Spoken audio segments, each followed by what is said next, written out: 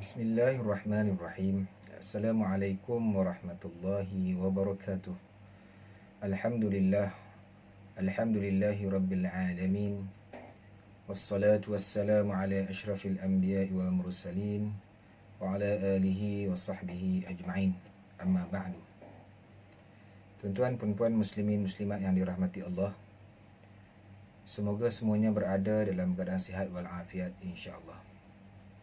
Baik, untuk sesi tazkirah ringkas pada kali ini, saya akan berkongsi berkaitan dengan Al-Quranul Karim, iaitu kebaikan-kebaikan bagi orang yang menjadikan Al-Quran sebagai teman hidup dia. Kebaikan-kebaikan bagi orang yang sentiasa mendampingi Al-Quranul Karim. Baik, sebelum tu, seperti mana yang kita sedia maklum, Al-Quran itu merupakan kalamullah yang bermukjizat yang diturunkan kepada Nabi Muhammad sallallahu alaihi wasallam melalui perantaraan malaikat Jibril alaihi salam, yang dipindahkan kepada kita secara mutawatir. Membacanya merupakan satu ibadah. Itu definisi Al-Quran secara ringkas. Baik, seperti mana yang saya cakap tadi, untuk siri ini saya akan berkongsi beberapa perkara berkaitan dengan kebaikan-kebaikan bagi orang yang sentiasa mendampingi Al-Quranul Karim. Secara ringkasnya, yang pertama, bagi orang yang selalu menjadikan Al-Quran sebagai teman hidup dia, selalu membaca, selalu memahami, mentafsir, mentadabbur dan sebagainya, maka pada hari akhirat kelak, kebaikan yang pertama ini, Al-Quran akan menjadi syafaat kepada mereka. Ini berdasarkan kepada hadis yang diriwayatkan oleh Abu Umamah radhiyallahu anhu, berkata, aku mendengar Rasulullah SAW bersabda, bacalah Al-Quran, sesungguhnya ia akan datang pada hari kiamat kelak sebagai syafaat kepada pembacanya. Hadis sahih riwayat Imam Muslim. Itu yang pertama, kebaikan yang pertama.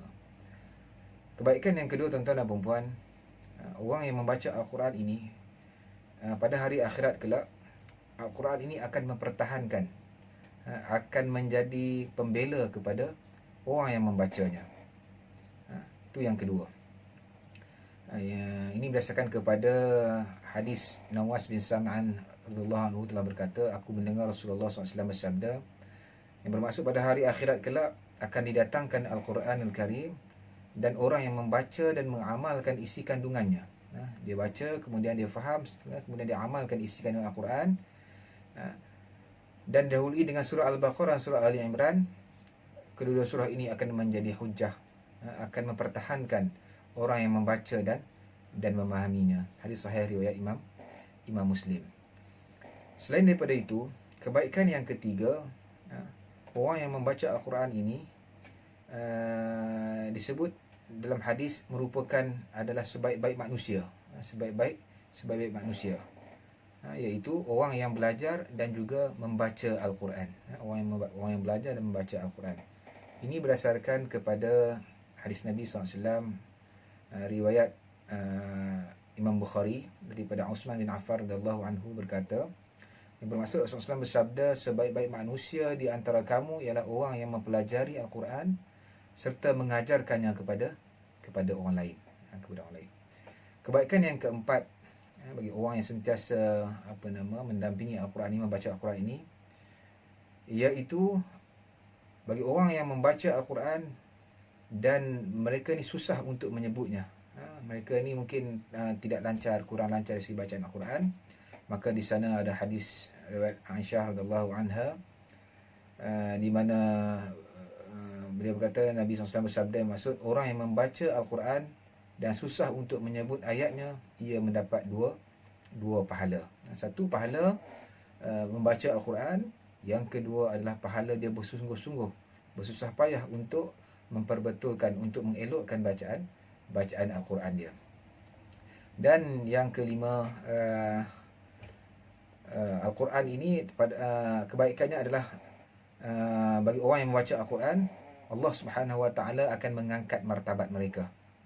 Ini bertepatan dengan hadis riwayat Imam Muslim daripada Umar bin Al-Khattab radhiyallahu anhu, bahawa Nabi SAW bersabda, sesungguhnya Allah Subhanahu wa taala mengangkat martabat beberapa golongan dan merendahkan martabat yang lain dengan sebab Al-Quranul Karim. Jadi bagi orang Islam yang sentiasa menjadikan Al-Quran sebagai teman hidup dia, selalu baca Al-Quran,